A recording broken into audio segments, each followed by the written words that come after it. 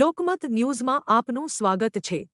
વડોદરા શહેરના સમા સંજયનગર વિસ્તારમાં ગેરકાયદેસર રીતે પ્રાણીઓની કતલ કરી માંસનું વેચાણ કરવામાં આવતી હોવાની મળેલ ચોક્કસ માહિતીના આધારે અમદાવાદ સ્થિત દર્શન એનિમલ વેલફેર ફાઉન્ડેશન દ્વારા પોલીસની મદદથી કાર્યવાહી હાથ ધરવામાં આવી હતી।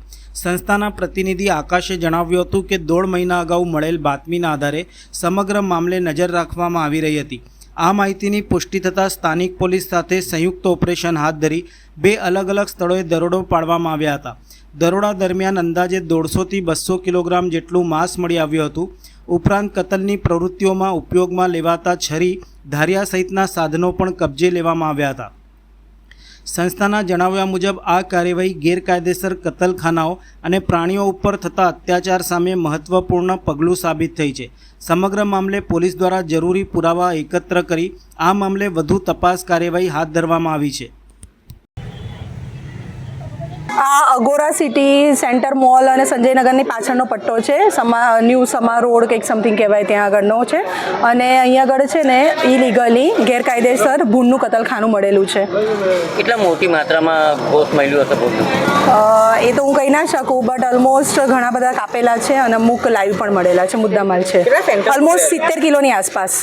કેટલા સેન્ટર હશે આ જગ્યા પર? આઈ ડોન્ટ નો, બટ મે બી હોઈ શકે 2 થી 3, વધુ પણ હોઈ શકે।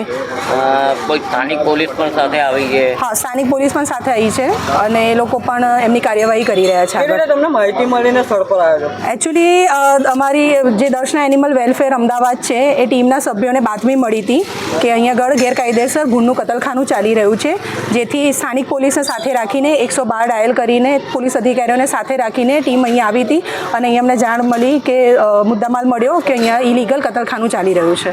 આ કતલખાનું મળ્યું છે એ કેટલું યોગ્ય છે?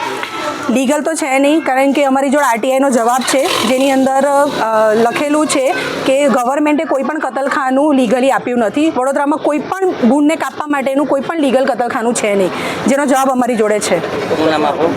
એડવોકેટ પ્રિંકલ ધનુર્ધારી। ઓકે, હવે 1.5 મહિના પહેલાં અમને બાતમી મળેલી હતી કે આ એકતા સંજયનગર વિસ્તાર છે વડોદરાની અંદર, ત્યાં 2 થી 3 જગ્યાએ ભૂનની કતલ થાય છે અને એને ભૂનનું માંસ ગેરકાયદેસર રીતે વેચવામાં આવે છે। તેનું સંધાનમાં આજે સવારે અમે પોલીસને સાથે રાખીને રેડ કરી છે, જ્યાં અંદાજે 2 જગ્યા ઉપર ભૂન કાપેલા છે અને અંદાજે 150 થી 200 કિલો માંસ અહીંયા અવેલેબલ છે। અહીંયા છરા, ધારિયા જેવી વસ્તુઓ પણ અહીંયા પડેલી છે અને સ્થાનિક પોલીસ તો સાથે છે અમારી, સપોર્ટ બહુ સારો ના મળેલો છે। શું નામ છે આપો? આકાશ પૂછે આપણા દર્શન એનિમલ વેલફેર સંસ્થા તરફથી।